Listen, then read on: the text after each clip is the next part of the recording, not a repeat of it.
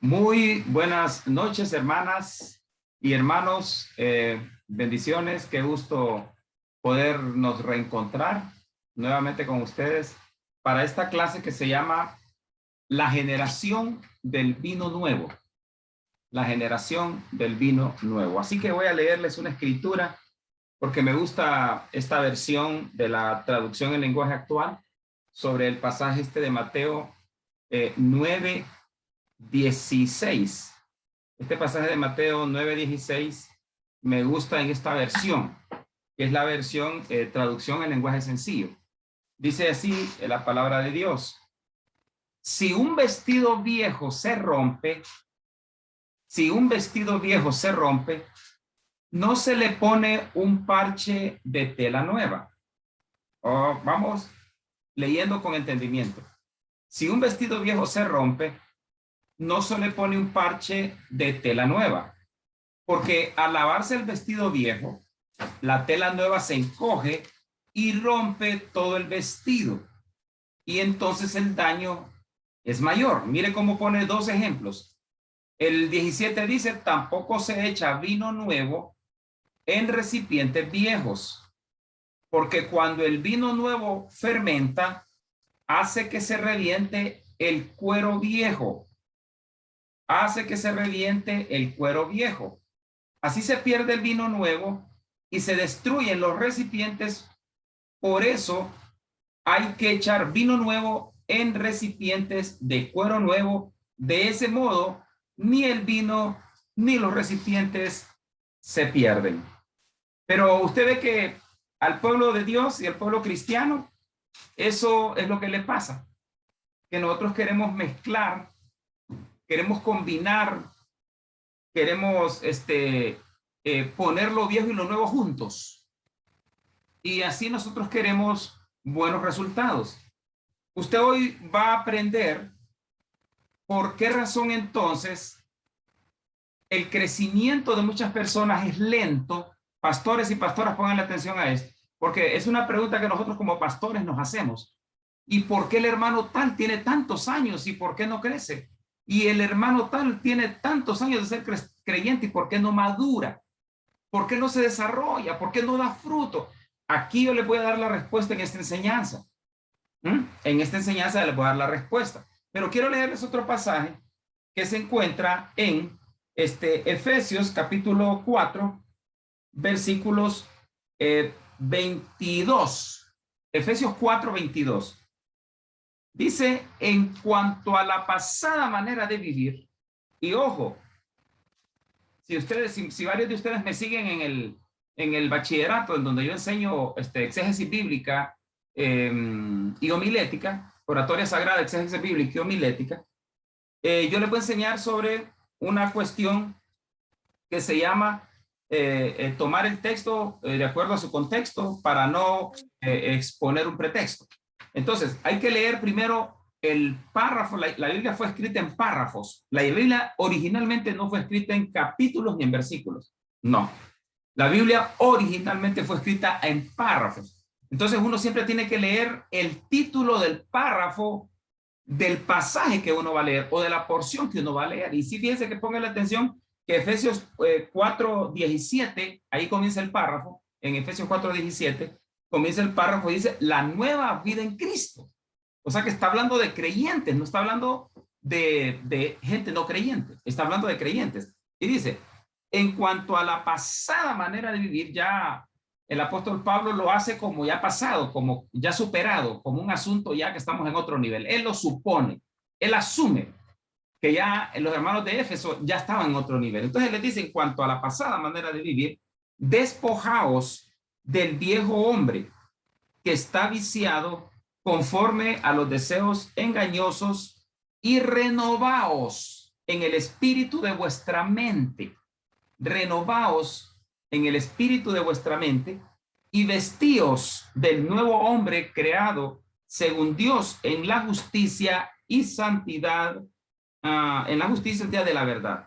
Por lo cual, desechando la mentira, la verdad cada uno con su prójimo, porque somos miembros unos de los otros, etcétera, etcétera, etcétera. Y el otro pasaje que dice de segunda de Corintios 5:17 de manera que si alguno está en Cristo, nueva criatura es. Aquí él también lo está suponiendo, ya escribiéndole a los hermanos de Corinto, ya Pablo está asumiendo que ya ellos están, ya son otra persona, ya son una nueva raza, una nueva estirpe, una nueva generación con la que yo sueño con una nueva generación. Ya no el creyente aquel que nunca cambió, aquel creyente que nunca dio fruto, aquel creyente que no, ya una nueva generación, tenemos que levantar una nueva generación. Una vez me preguntó Isaac Zelaya en una entrevista en Kairos FM, ¿usted cree, pastor, que ya perdimos a esta generación? Y yo le dije categóricamente sí, le dije, no le creo, porque todos los pastores me dicen que no, pero no conocen la palabra, le digo. Pero yo conozco la palabra, esa generación ya se perdió, esa generación no la repara nadie. Porque recuerde que ese cuerpo de Cristo se ha envejecido, ese cuerpo de Cristo necesita una cirugía, pero una cirugía no cosmética, una cirugía más de fondo que de forma. ¿Qué es más de fondo? Levantar una nueva raza de creyentes, una nueva estirpe de creyentes. Ese es un sueño. Quizás sea iluso y quizás nunca lo logre, pero me voy a fundir intentándolo, creyendo en mi corazón, orando al Señor e intentándolo, de levantar una nueva generación de personas diferentes. Entonces Pablo asumía, él suponía que estaba hablando ya con gente que ya estaba en otro nivel. Y entonces le dice, en cuanto a la pasada manera de vivir, dice, después, en cuanto a las pasadas maneras de vivir, dice, despojaos del viejo hombre. Si alguno está en Cristo, dice, nueva criatura, las cosas viejas pasaron. Así que ya le doy un tema para que lo predique en su iglesia el domingo. Póngale, dejando al viejo y a la vieja. Dejando al viejo y a la vieja. ¿A qué? Al viejo hombre que está viciado conforme a los deseos engañosos de la vida. Y dejando a la vieja manera de vivir, ¿verdad? O las cosas viejas. Muy bien, vamos entonces al material. Quería hacer esta introducción porque ese pasaje me gusta mucho. Ahí lo voy a dejar. La generación del vino nuevo. El pasaje que les leí, aquí está en otra versión. Les leí la traducción en lenguaje sencillo, en lenguaje actual, la traducción en lenguaje actual. Hoy les voy a leer la Reina Valera, la que usamos nosotros, la 60. Nadie pone remiendo de paño nuevo en vestido viejo, porque tal remiendo tira del vestido y se hace peor la rotura.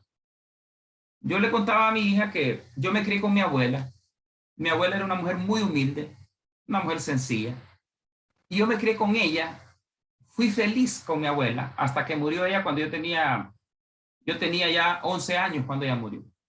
Y yo recuerdo que yo me iba a jugar pelota a la calle con los amigos y de repente me rompía el pantalón.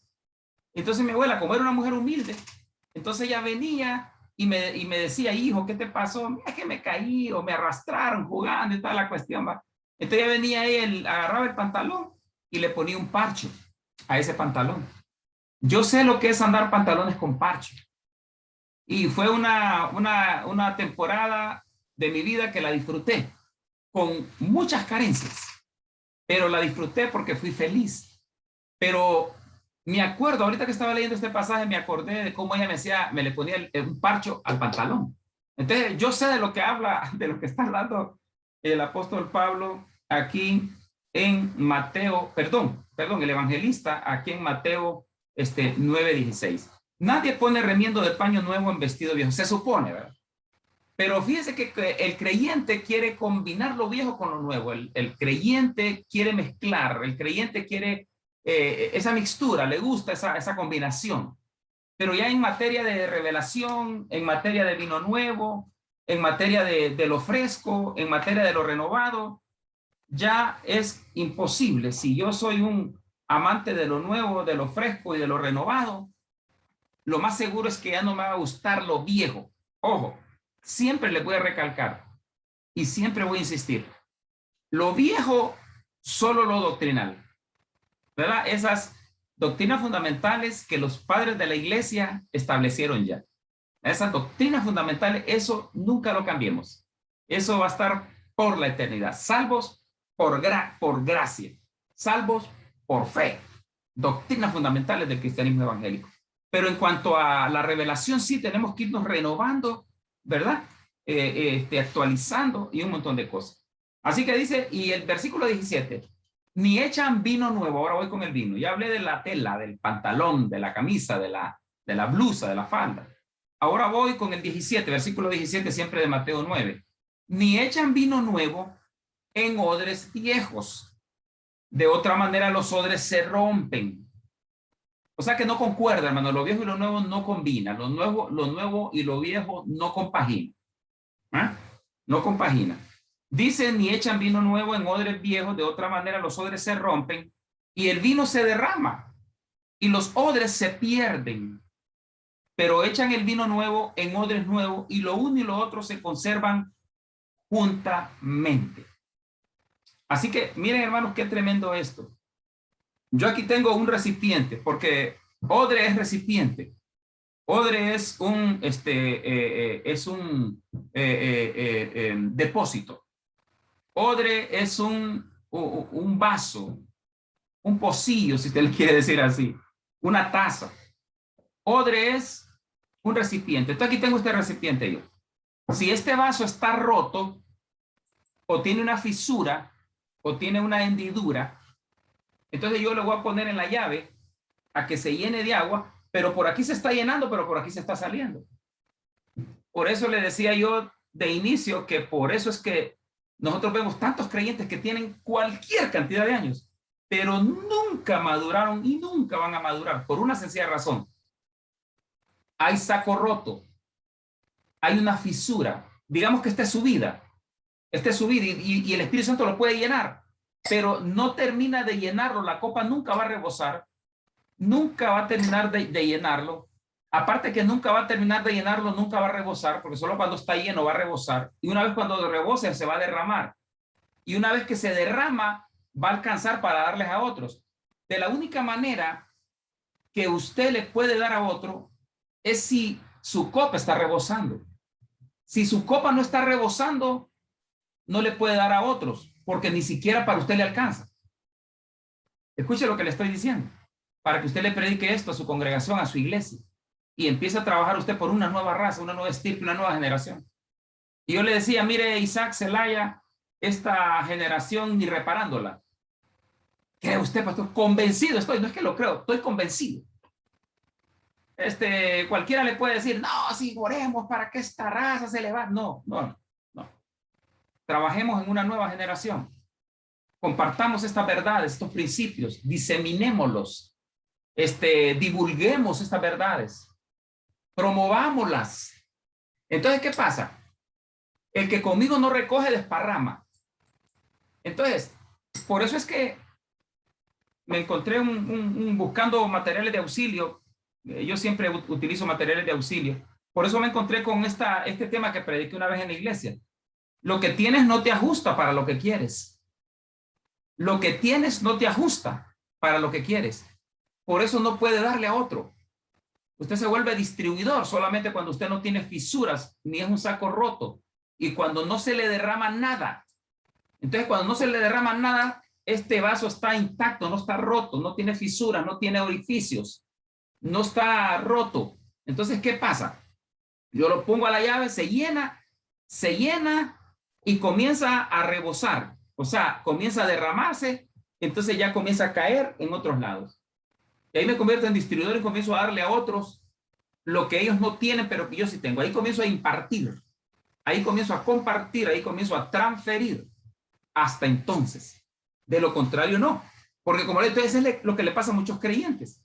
Que viene Dios y se manifiesta, caen al piso, lloran, moquean, babean, tiemblan y toda la litúrgica pentecostaloide de la cual estamos acostumbrados. Pero ese creyente se levanta él mismo, porque mire, ese creyente se levanta, fue ministrado, lloró, se arrepintió, le pidió perdón a Dios, pero al siguiente día está haciendo lo mismo. Entonces fue como saco roto. Entonces esa porción que recibió de vino, de aceite, de agua, de harina, esa porción que recibió no es suficiente para llenarlo como recipiente. ¿Por qué? Porque tiene una fisura. Y vuelve a ser lo mismo y vuelve a pecar. y se vuelve a llenar y vuelve a pecar. Y se vuelve a llenar el recipiente, el vaso, que es la vida del ser humano, que es usted y yo. Y nos volvemos a llenar y volvemos a pecar. Entonces, ahí es donde está, caemos en un círculo vicioso. Nos arrepentimos, nos descarriamos, nos arrepentimos, nos descarriamos, porque descarriarse es volver a cometer el pecado por el cual lloró, del cual se arrepintió, cuando fue ministrado por la presencia de Dios. Y es por eso que usted ve entonces creyentes que usted los conoce. Yo conozco cualquier cantidad de creyentes que nunca maduraron, hasta pastores y hasta pastoras, que nunca les vio usted un crecimiento. La vida de ellos no es así, ¿ve? Siempre en alzada, que así debería de ser, ¿ve? Pero solo pasa eso cuando no hay saco roto, cuando el recipiente, cuando la taza, cuando el vaso, cuando el pocillo no tiene orificios, no tiene aberturas, no tiene puertas abiertas. Entonces, por eso es que no crece. Vamos a ver acá.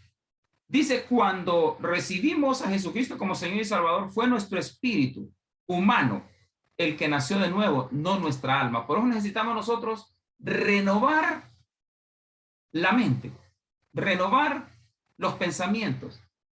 Por eso nosotros necesitamos trabajar aquí.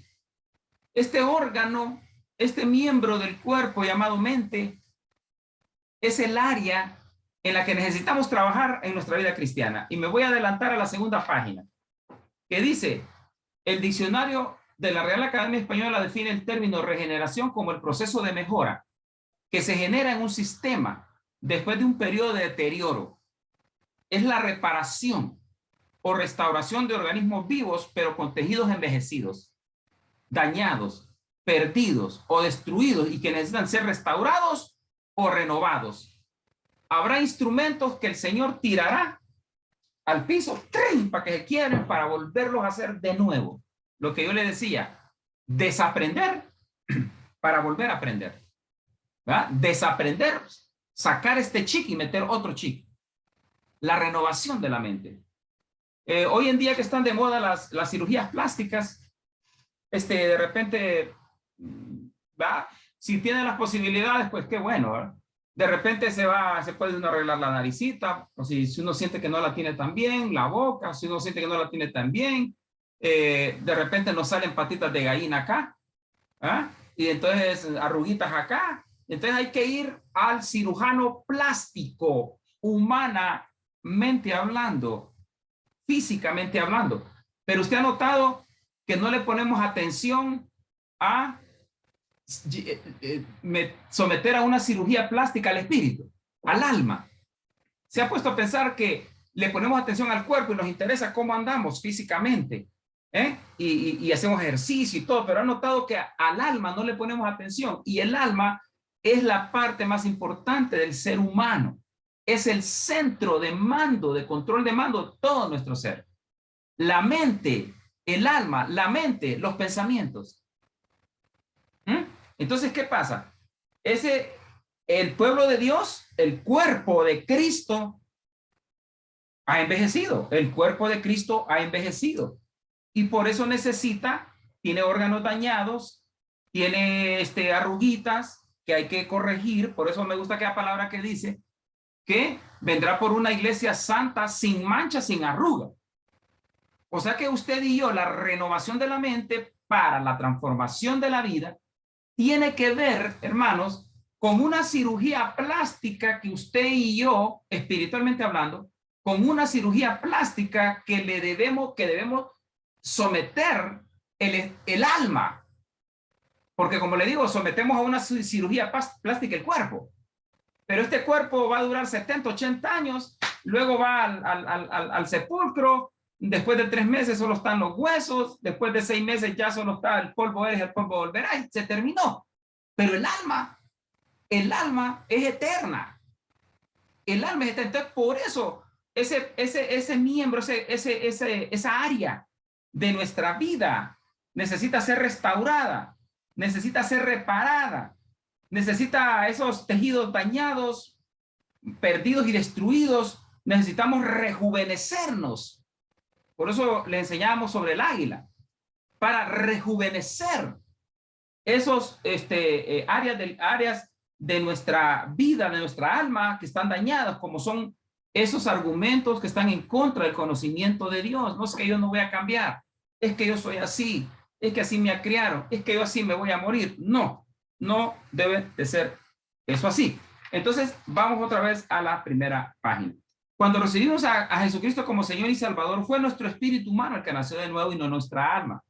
Por esa razón el apóstol Pablo enseña en Romanos 12:1, no os conforméis a este siglo, sino transformaos por medio de la renovación de vuestro entendimiento, para que comprobéis cuál sea la voluntad de Dios agradable y perfecta. Usted y yo nunca vamos a conocer cuál es la perfecta voluntad de Dios para nuestra vida, mientras que no estemos renovados en nuestra mente. Usted sabe que el pueblo de Dios anda buscando cuál es el propósito de Dios para su vida. ¿Cuál es el plan de Dios para su vida? ¿Cuál es la voluntad? Muchos, hasta pastores me han dicho a mí, pastor, ore para que Dios me muestre cuál es la voluntad de Él para mi vida. Yo me quedo pero sorprendido y en shock cuando un pastor o una pastora me dice eso a mí. Y yo digo, Dios santo, lindo. No sabrá que necesita renovarse en su mente para poder entender cuál es la voluntad perfecta de Dios, a la voluntad agradable y perfecta de Dios para su vida, para su ministerio, para su familia. Dice, cuando nacemos de nuevo, cuando recibimos a Jesucristo como Señor y Salvador, fue nuestro espíritu el que nació de nuevo y no nuestra alma. Por esa razón el apóstol Pablo enseña que hay que renovarnos, porque el alma no nace de nuevo, hermano. El que nace de nuevo es el espíritu. El alma hay que estar. Jesucristo nos resucitó, así como a Lázaro. Lázaro, ven fuera. Él nos dio vida cuando estábamos muertos en delitos y pecados. Él nos pasó de las tinieblas a la luz admirable. Pero ¿qué dice? Le dijo a los discípulos, desatadle ustedes. ¿Qué? Denle sanidad interior. Yo estoy desatándolos a ustedes como un educador de 3 décadas. Yo los estoy ayudando, yo los estoy formando. Gracias por darme esa oportunidad. Gracias por esa humildad y por esa sencillez, ¿verdad? Entonces dice acá, hermanos, que por medio de la renovación, dice, para que comprobéis cuál sea la voluntad agradable y perfecta. Otra versión dice, no vivan ya según los criterios del tiempo presente. Al contrario, cambien su manera de pensar para que así cambie su manera de vivir. Así podrán saber qué es lo que Dios quiere, es decir, lo que es bueno, agradable y perfecto para su vida. Solo renovada la mente puedo entender yo la perfecta voluntad de Dios. Cuando el versículo habla de cambiar la manera de pensar, se está refiriendo claramente a la mente. Nunca se le olvide que el alma es la parte intelectual, o sea, los pensamientos. La parte intelectual, o sea, sus pensamientos. Eso es el alma. El alma es también la parte sentimental, sus emociones. La parte sentimental, sus emociones. La parte intelectual, su mente. Y también el alma es la voluntad. Esas 3 cosas es el alma, la voluntad, la mente, que tiene que ver con la parte intelectual, y los sentimientos, que tiene que ver con las emociones, la parte sentimental.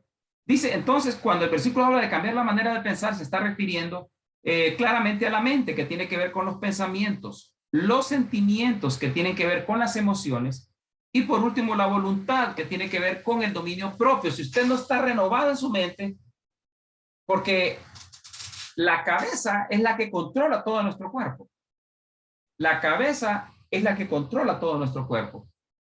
Pero cuando la cabeza está renovada, la voluntad de Dios será manifiesta con claridad a nosotros y sabremos hacia dónde vamos, sabemos qué queremos, sabemos qué queremos alcanzar, sabremos a dónde queremos llegar, estaremos caminando por el camino, por la senda correcta hacia el destino que Dios tiene para nosotros. Habrá claridad en nuestra vida, pero si no tenemos renovada la mente, tenemos problemas bien serios, que eso es lo que le pasa a la mayoría de los creyentes.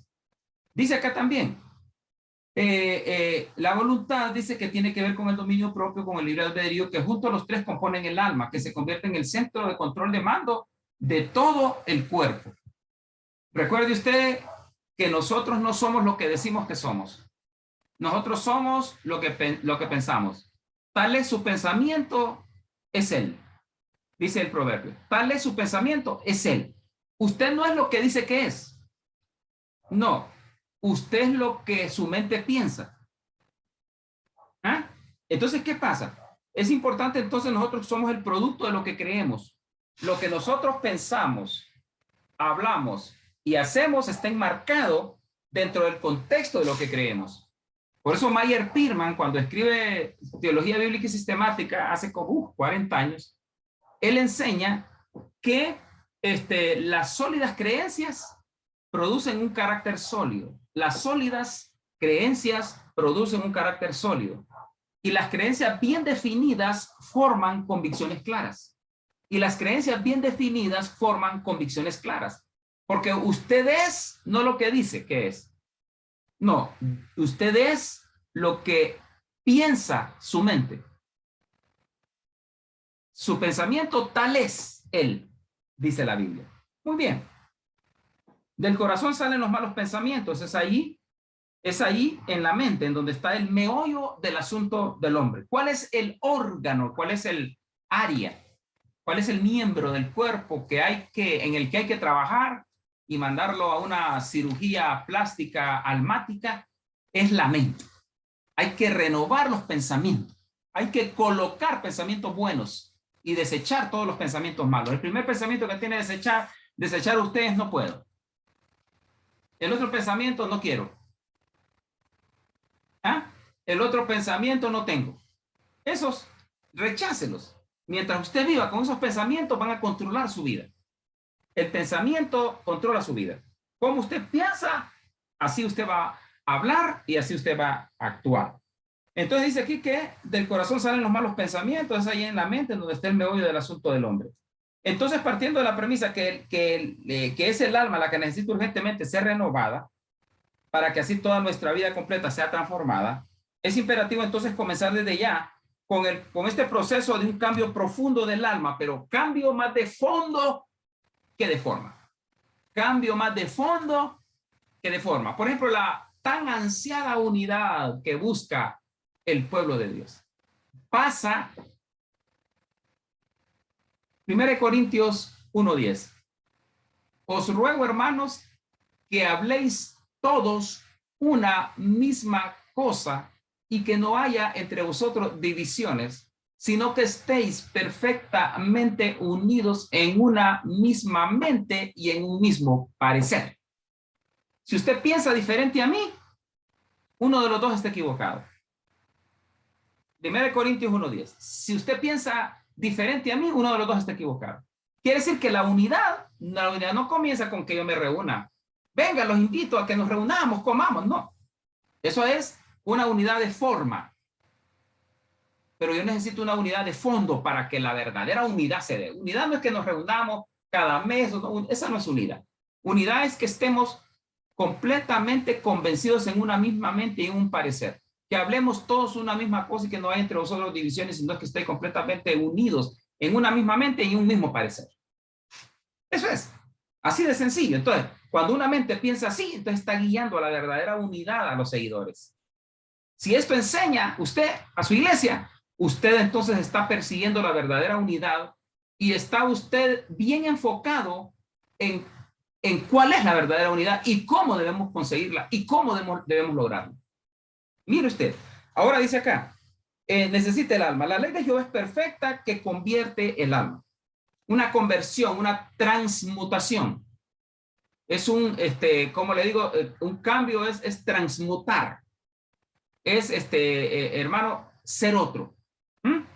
Dice la regeneración de nuestra alma. Regeneración de nuestra alma. No puede haber transformación si primero no hay renovación. Pero tampoco puede haber transformación si primero no hay regeneración. Se lo voy a volver a leer, aunque usted ya lo tiene en su material. No puede haber transformación si primero no hay renovación. Una gente que dice, no, si el Señor me está transformando, pero tiene los mismos pensamientos, es mentira. Ahí no existe transformación.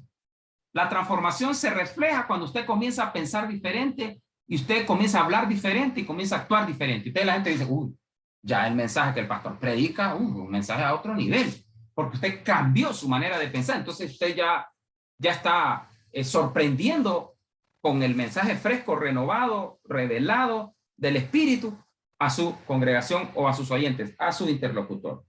Dice entonces no puede haber transformación si primero no hay renovación, pero tampoco puede haber transformación si primero no hay regeneración.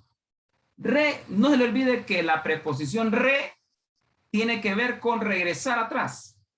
Por eso más adelante hay una clase que se llama el futuro de la generación del vino nuevo está en el pasado.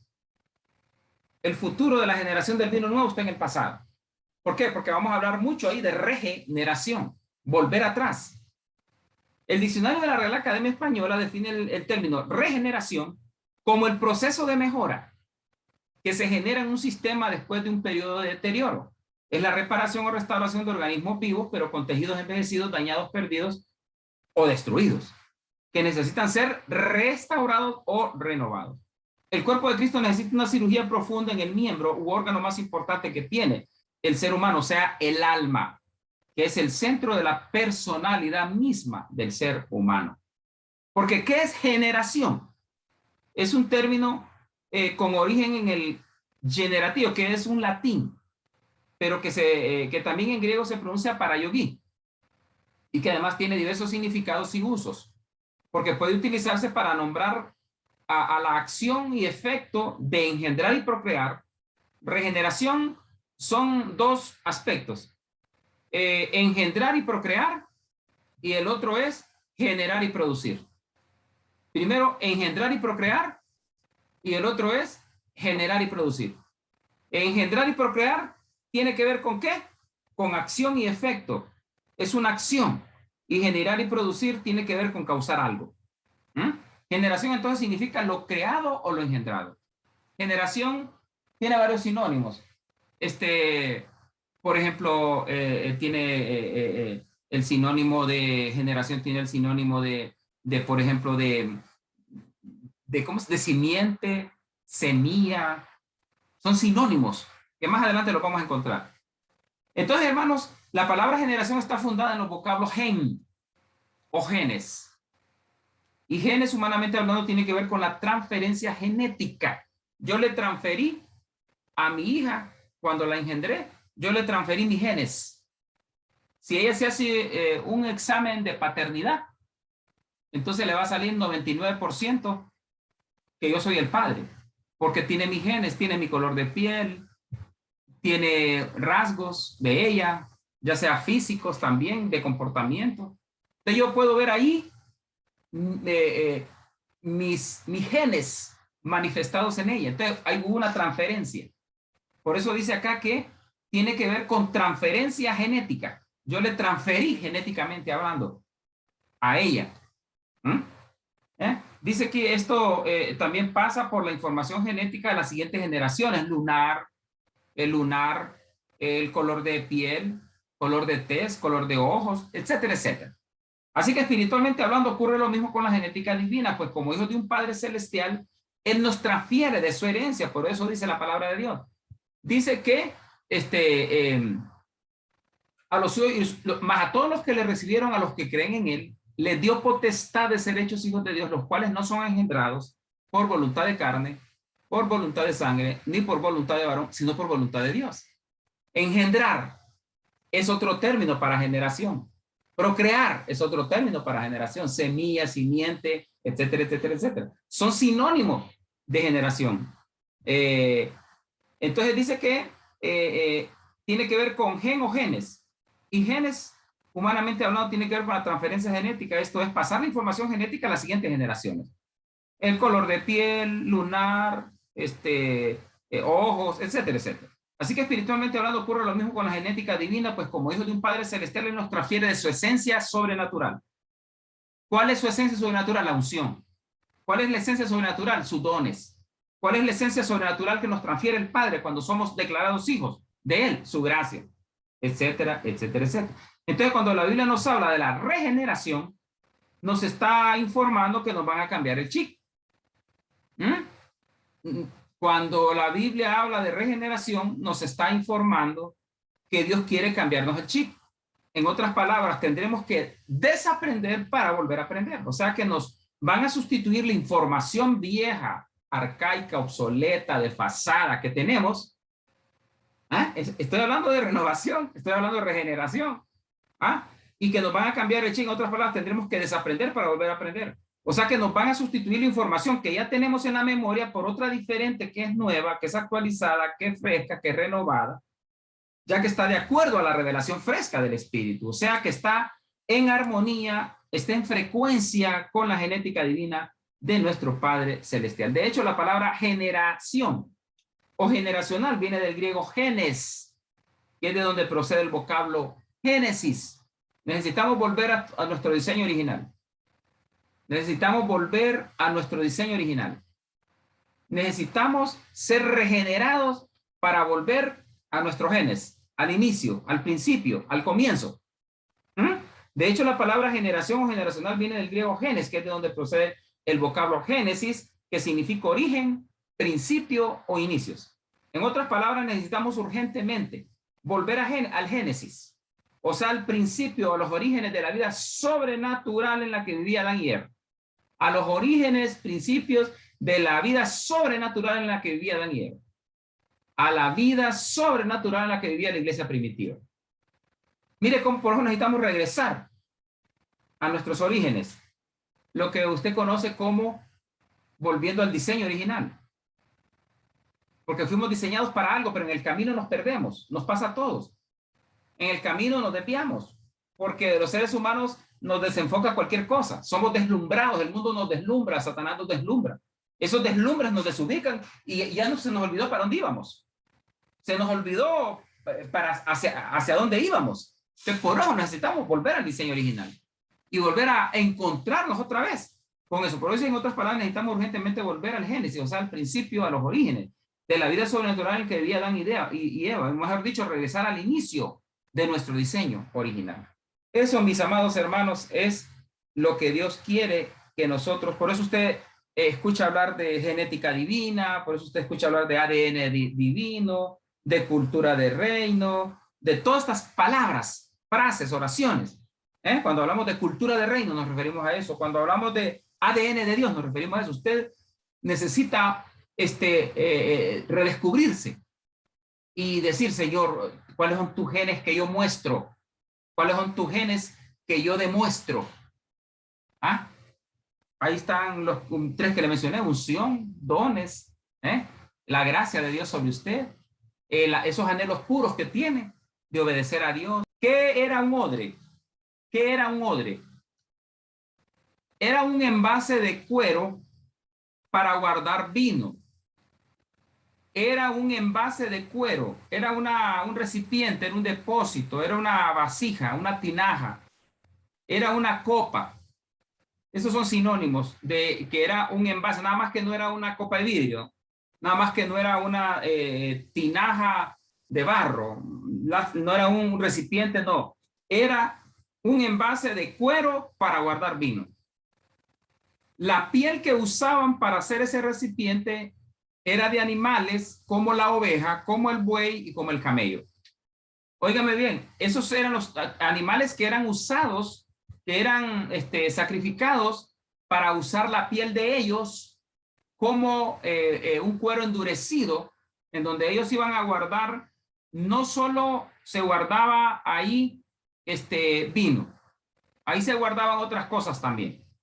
La piel que usaban para hacer ese recipiente era de animales tales como ovejas, bueyes y camellos. Mire qué cosas. El método más corriente era extraer la carne y los huesos del animal, dejando intacta la piel. La piel la dejaban intacta. Es como, por ejemplo, aquellos que viven en Groenlandia, en los países nórdicos, que viven en medio del hielo, que cazan un oso, le sacan la carne, toda la carne y todo lo demás, pero la piel la dejan intacta porque esa les va a servir para protegerse. Entonces el judío hacía lo mismo, el israelita hacía lo mismo. Mataba el animal, ya sea una oveja, un buey, un camello, ¿y qué hacía? Le sacaba la carne, obviamente se la comía, pero el cuero lo guardaban intacto y lo sometían a un proceso. Era un proceso. Y así le cambiaban como que usted le cambia el calcetín. Y lo de adentro lo dejaban para afuera y lo de afuera lo dejaban para adentro, después de un proceso. Y ahí ya estaba listo para guardar vino, guardar aceite, guardar agua, guardar todo lo que ellos consideraran necesario. El método más corriente era extraer la carne y los huesos del animal dejando intacta la piel. Luego se volteaba de manera que quedaba la parte inferior hacia afuera. Los odres además de ser usados principalmente para guardar vino, eran usados para guardar leche, eran guardados para usar agua, para guardar aceite. Esto simboliza, todo en la Biblia simboliza algo. Simboliza la unción, la palabra, bendición y unción. Ya yo les mandé ahí las páginas para que ustedes solamente lo llenaran. Cuando hablamos de la leche, dice la palabra, deseado como niños recién nacidos, la leche espiritual, no adulterada. La guardaban ellos la leche, la cuidaban, la protegían. Ese odre era ingerido de leche, era ingerido de agua, era ingerido de vino, y era ingerido ¿de qué? De aceite también. Cuando un odre se usaba para guardar vino recién fermentado, este tenía que ser nuevo y resistente. Óigame bien, no era cualquier odre. Tenía que ser un odre recién hecho, un odre nuevo. Necesitaba ser un odre porque si era nuevo iba a ser resistente. Si era viejo no iba a aguantar el vino. Vaya poniéndole atención a esto y vaya aplicándolo a su vida espiritual de lo que usted considera que Dios le puede estar diciendo. Cuando un odre se usaba para guardar vino recién fermentado, usted tenía que ser nuevo y resistente, porque de lo contrario, el odre se dañaba y el vino se derramaba. ¿Qué pasaba con el odre? Como no estaba listo, se fisuraba. Como no estaba listo, se le aparecían grietas. Como no estaba listo, se rompía. Como no estaba listo, entonces, ¿qué pasa? Se derramaba, el mismo ejemplo que le puse yo de la taza al inicio de la clase. Entonces se derramaba el vino, se botaba. Entonces cuando se botaba, nunca ese recipiente iba a poder estar lleno de aceite, porque había una fisura, o sea, un saco roto. Ay, yo cuánto trabajo y cuánto me esfuerzo y no veo nada. Ahí saco roto ahí. Es que yo cuánto trabajo en la obra y no miro que la iglesia crezca. Hay que saco roto ahí. Ahí saco roto. No hay ninguna otra explicación. Ninguna otra explicación. Hay una salida, hay una fisura, hay una grieta, hay un agujero, hay un orificio por donde se bota todo. Y cuando se bota todo, esta taza nunca va a estar llena. Este recipiente nunca va a estar lleno. Nunca. Jamás, hermano, ¿cómo está? Ay, pero ayer yo lo vi que estaba llorando. Pero ayer ya hoy ya no. Tiene fisuras el cliente, por eso no madura. Por eso no crece, por eso no se desarrolla, por eso no trasciende. Por eso no lo vemos diferente. Para nada. Hay puerta abierta. ¿Cuál será? Solo usted sabe. Solo usted sabe. Usted y Dios. Pídele a Dios que le dé dirección y que le muestre. Dice entonces que cuando un odre se usaba para guardar vino recién fermentado, usted tenía que ser nuevo y resistente, porque lo contrario, el odre se dañaba y el vino se derramaba. Los odres se ponían a remojar, lo cual era un proceso paulatino, progresivo y consistente. Mire, este proceso duraba mucho tiempo, hermanos. Mucho tiempo. Mucho tiempo. Este proceso es un simbolismo de cómo los creyentes deben estar expuestos a la palabra de Dios revelada. Hermano, lo que transforma al ser humano es la palabra de Dios. La ley de Jehová es perfecta. La ley de Jehová es perfecta. Salmo 19. Pero ¿sabe qué? Tiene que estar expuesto a la palabra revelada. Tiene que estar expuesto a la iluminación intrabíblica, que esa es la que lo va a cambiar, a transformar a través de la renovación. Ponga ideas frescas en su mente. Ponga principios divinos. Ponga conceptos bíblicos en su mente. No ponga en su mente lo que dijo Martin Luther King. No ponga en su mente lo que dijo la Madre Teresa de Calcuta. No ponga en su mente lo que dice Bill Gates, Mahatma Gandhi, los grandes pensadores, García Márquez. No. Ponga en su mente lo que dice la Biblia, porque esa es la mente de Cristo. La renovación de la mente tiene como fin llevarnos a tener la mente de Cristo. En esto pensar. Filipenses 4:8. En lo bueno, en lo puro, en lo santo. En esto pensar. Nútrase de la palabra, llénese de la palabra, satúrese de la palabra. Y cuando menos acuerdo va a empezar a ver usted que usted está tan saturado de la palabra, está tan lleno de la palabra que lo único que usted habla es palabra. Y eso va a producir un proceso de cambio en usted. Mire qué bonito esto. Dice, mire qué bonito esto. Ponían a remojar el odre, lo cual era un proceso paulatino, progresivo y consistente. Este proceso era un simbolismo de cómo los creyentes deben estar expuestos a la palabra de Dios revelada todo el tiempo. En la medida que los odres se mantenían en remojo con agua, la corteza se iba ablandando hasta que el odre recuperaba su flexibilidad. Mire, ¿ve? Hay que estarlo mojando a cada rato. Dice la palabra de Dios que el agua es la palabra. Dice que tenemos que estar expuestos. Ya vosotros estáis limpios por la palabra que os he hablado. Les dijo Jesús a sus discípulos en Juan 15:3. Ya vosotros estáis limpios por la palabra que os he hablado. ¿Con qué limpiará el joven su camino? Con guardar su palabra. O sea, la palabra es el agua. Entonces, ¿qué hacía el odre? El odre lo metían en agua. Y ahí pasaba tiempo en agua, solo lo cambiaban, le daban vuelta, lo volvían, ahí estaba, hasta que se volvía flexible. Usted exponga a su iglesia a la palabra.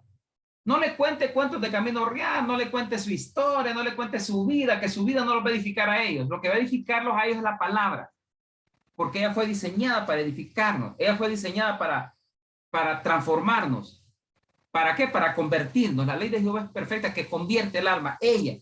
Ahí vamos a trabajar con el alma. Mire qué bonito esto. Mantenga ese odre permanentemente en agua para que recupere su flexibilidad. ¿Eh? Hasta que se ablande.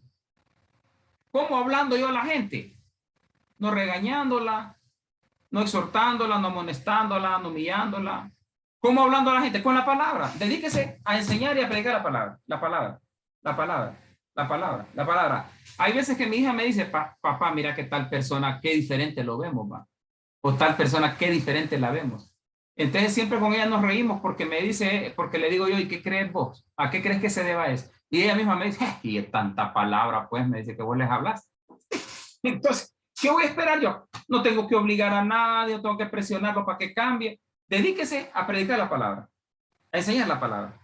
A enseñar la palabra, no a enseñar lo que dijo Martin Luther King, no a enseñar lo que dijo lo que dijo el otro, lo que dijo García, ¿cómo es? Márquez. No, lo que dijo, no, lo que dice Jesús. Lo que dice Jesús es más importante que lo que dicen los demás. A veces en nuestros púlpitos lo que escuchamos nosotros son exposiciones de nueva era, eso no transforma a nadie. Cuentos de Camino Real, no, hombre. Es que yo que olvídese del yo, enseña la palabra, punto. Ahí está. Y va usted a lograr que su gente sea flexibles y que vayan ablandando hasta que logre recuperar su flexibilidad. Esto nos muestra cómo la palabra va cambiando nuestra forma de pensar hasta que nos vuelve flexibles a los cambios. Flexibles a los cambios. Jesús, ¿qué es lo que Jesús estaba tratando de comunicarnos? Jesús está hablando de romper los moldes, de romper los moldes, de romper el cascarón, de salir de esa prisión del temor que me tiene encarcelado. Salir de esa prisión, pero si usted no quiere salir, nadie lo va a sacar. Nadie lo va a sacar. Nosotros solo somos catalizadores. Le ayudamos a la gente si la gente quiere que se le ayude. Si no, no. Va a vivir siempre encerrado en el temor. Desde chiquito le tenía miedo a los exámenes. Le va a seguir teniendo miedo mientras no rompes el cascarón. Mientras no sea liberado de esa prisión. Mientras no sea sacado de esa cárcel. Ahí va a estar siempre. Teniéndole miedo. Ay, el examen. Ay, viene el examen. Ahí va a estar toda la vida atrapado en eso. Y nadie puede hacer nada. Nadie. Si usted no se quiere liberar usted solo. Esa se llama autoliberación. Ahora dice acá. Dice. Jesús está tratando de romper los moldes o los pensamientos prevalecientes en la mentalidad de los líderes religiosos de su tiempo. Prevalecientes en la mentalidad de los religiosos de su tiempo. ¿Qué es lo que podemos concluir de lo que Jesús quiere decir? El orden nuevo de Dios no puede tener mezclas. Dios está estableciendo algo nuevo y no un remiendo. Dios, si usted permite que Él le haga una reparación, Él la hace. Si usted permite que Él le haga una cirugía, él se la hace. Pero él no permite mezclas. No pueden andar dos juntos si no están de acuerdo, ambos 3-3. No permite mixturas, combinaciones. No, no, no, no, no, no. Ojo, solo la doctrina fundamental del cristianismo evangélico es lo único antiguo que nosotros tenemos que permitir en nuestra vida. Es lo único antiguo que eso sí debe estar latente en nosotros, la doctrina fundamental del cristianismo evangélico. De ahí todo lo demás hay que cambiarlo. Los cambios, hermano, son a veces, los procesos de cambio duelen. Los procesos de cambio no son fáciles, pero son necesarios. Dice entonces, cuando se intenta hacer una mezcla de mentalidades, el odre se rompe. Ya está profetizado que el odre se rompe. Si usted quiere mezclar lo nuevo y lo viejo, el odre se rompe. ¿Qué le ha estado predicando a su iglesia? Su forma de pensar. Eso no lo va a cambiar ni lo va a transformar. Se va a quedar solito predicándole a las paredes. Empiece a predicar lo fresco. Empiece a predicar lo renovado. Empiece a predicar lo revelado por el Espíritu. Debe estar predicando ya ese mismo sermón que ya tiene aburrida la congregación, que lo ha predicado como 20 veces. No, hombre, busque la revelación del Espíritu para que predique lo fresco, lo renovado.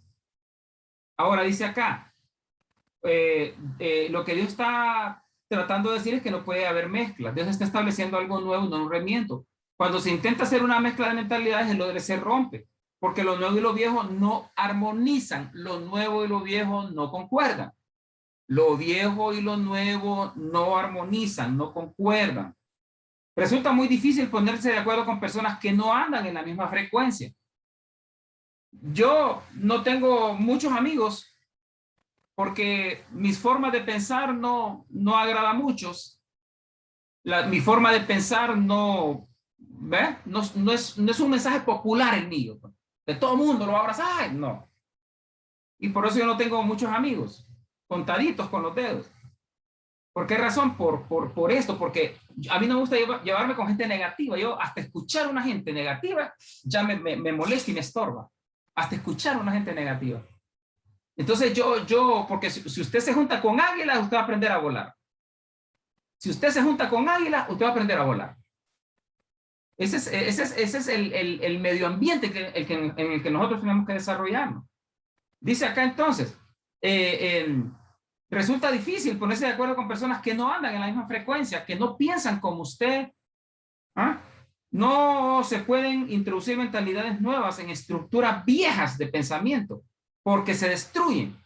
Y es una pérdida de tiempo, dinero y esfuerzo. Mire qué interesante esto, hablando de qué es lo que podemos concluir de lo que Jesús quiso decir. ¿Ah? No pueden introducirse mentalidades nuevas en estructuras viejas. Cuando una estructura es vieja, pastor, fíjate que no crezco. Pastor, fíjese que más bien estoy a punto de cerrar la iglesia, me dijo un pastor. Pastor, fíjese que ya nadie me llega. Pastor, Entonces yo trato de inculcarle esto y decirle, hermano, mire, no puede usted esperar resultados diferentes haciendo lo mismo. Dígame qué está predicando. Claro, hay gente que son tal vez hijos espirituales de uno y que le tienen mucha confianza a uno y saben que uno los quiere y en ese cariño, en ese afecto, no les va a enseñar cosas que no les resulten.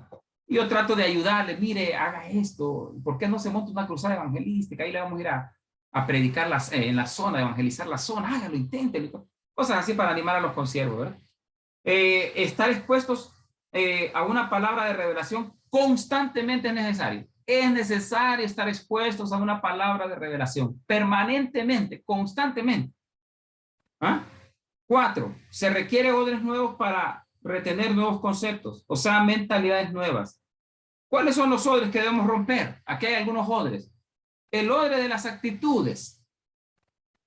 El odre de las actitudes, no puedo, no quiero, no tengo, no quiero cambiar, es que yo soy así, es que así me enseñaron, es que así piensa mi apóstol, es que así piensa el ministro que tengo al cual estoy sometido, es que así piensa mi obispo, mi reverendo. Bueno, el odre de las actitudes, aptitud. Capacidad demostrada es una aptitud. Pero hay hermanos y pastores, líderes y lideresas que no quieren superar eso. Están conformes al viejo sistema. Están conformes a la vieja usanza. Pero entonces no pueden ser líderes de alto nivel. Entonces no tienen la madera para ser líderes de alto nivel. Entonces se van quedando en el camino. Se van quedando en el camino. ¿Por qué? Porque no tienen los ingredientes que se necesita para alcanzar otros niveles espirituales, ministeriales, eclesiásticos. Dice, el orden de las actitudes, una actitud es el modo de comportarse o de actuar ante una circunstancia o hecho determinado. También es el estado de ánimo o la predisposición interna con la cual enfrentamos la crisis. Ya les hablé bastante yo sobre la manera telescópica con la que miraba Caleb y Josué. Positivos. ¿Eran qué? Eran positivos. Pero ya les hablé a ustedes de los 10 espías, de la manera microscópica con la que miraban y eran negativos.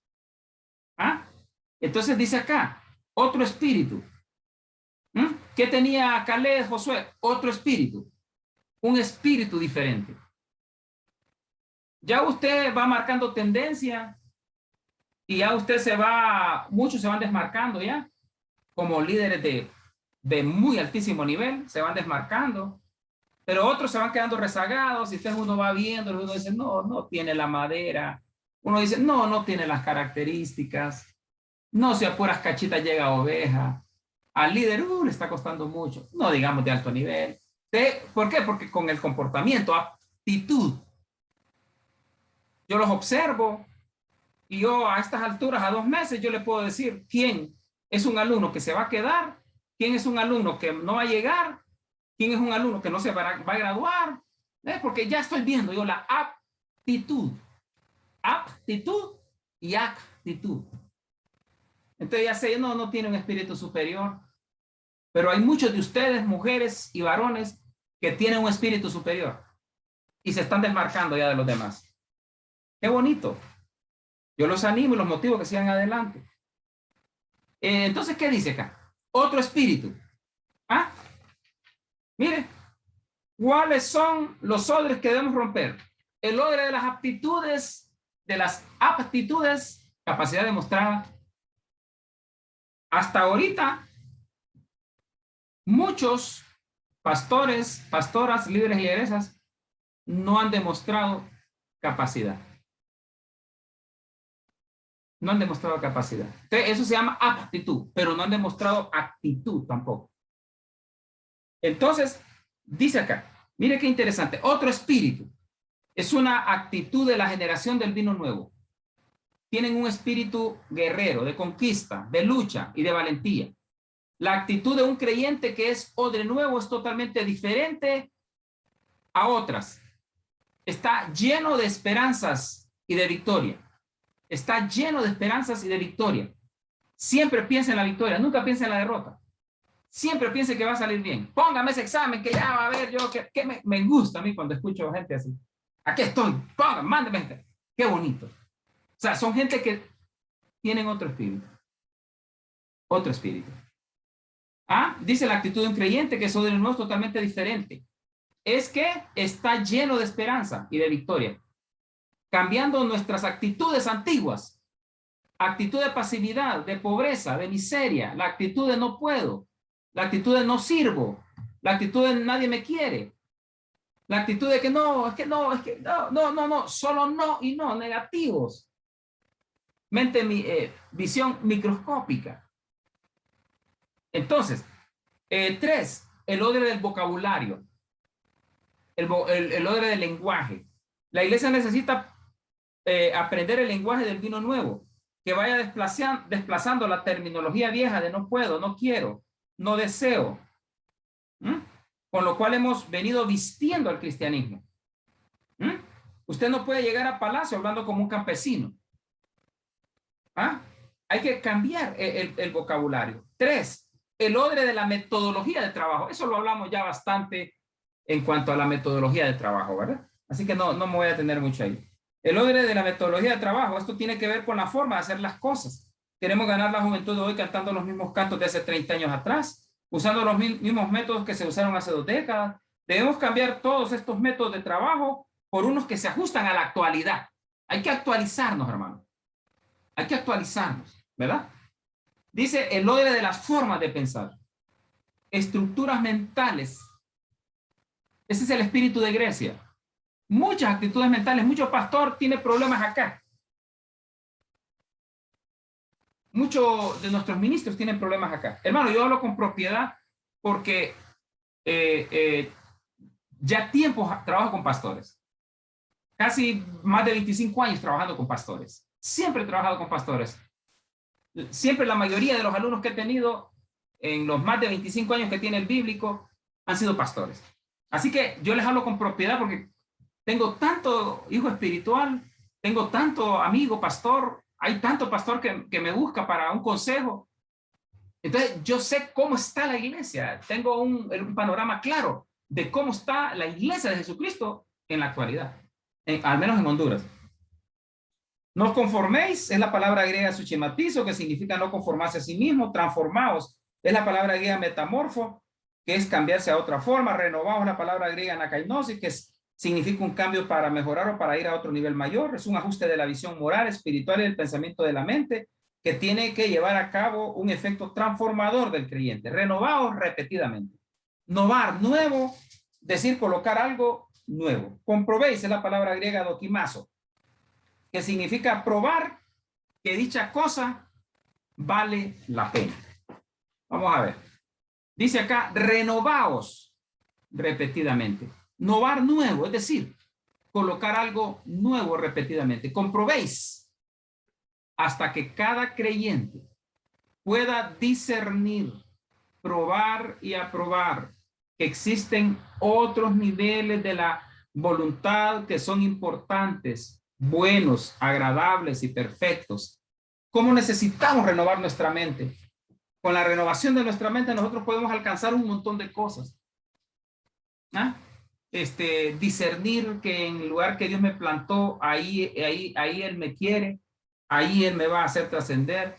Cuando tengo que hacer cambios, movimientos, un montón de cosas. ¿Cuántas cosas uno puede evitarse? ¿Cuántos conflictos, cuántos problemas, cuántas situaciones adversas? Si tan solo uno cambia su forma de pensar, su forma de ver las cosas.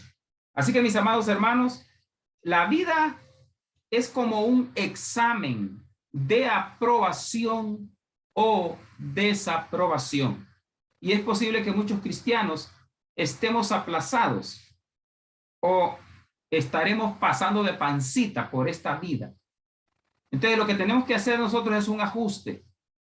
Lo que tenemos que hacer nosotros es que una reparación, una reforma, para que nosotros podamos pasar a otro nivel de vida espiritual. Pero para eso es importante, súper importante, este asunto de la renovación de nuestra mente. Todo pasa por eso. No vamos a nosotros a levantar a una nueva generación de guardianes de la sana doctrina y de verdaderos defensores de la verdad, columnas y baluartes de la verdad, si nosotros no comenzamos trabajando en este miembro, en este órgano, en esta área de nuestro ser llamada alma, específicamente mente, pero más profundamente pensamientos. Así que eso es lo que tenemos. Dice, del corazón salen los malos pensamientos. Si nosotros tenemos renovada nuestra mente, no van a salir cosas malas de nosotros. Solo cosas buenas. Solo cosas agradables para Dios y que nos van a traer a nosotros satisfacción también, ¿verdad?